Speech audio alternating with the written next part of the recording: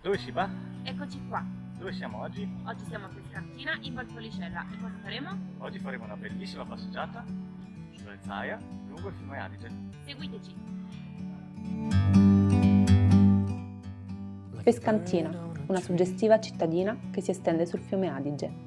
La sua strada Zaia, recentemente sottoposta ad opere di riqualificazione, rappresenta un luogo tranquillo in cui passeggiare lontano dal rumore cittadino.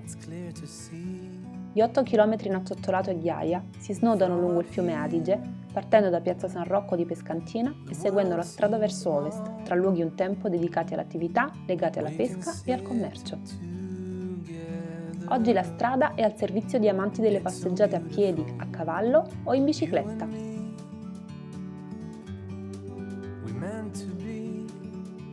Molte le presenze storiche che si incontrano lungo il percorso, come la chiesa di Santa Lucia, con i suoi affreschi originali tardomedievali, o quella di San Michele di Arcè, un esempio mirabile dell'arte romanica in Valpolicella.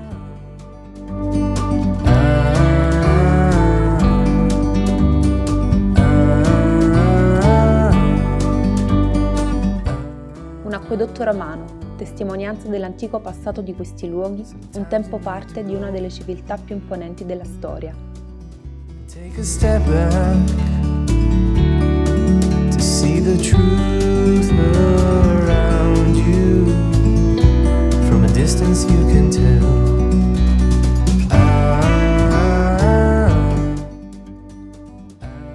Questa camminata sul fiume è davvero piacevole e per tutte le età.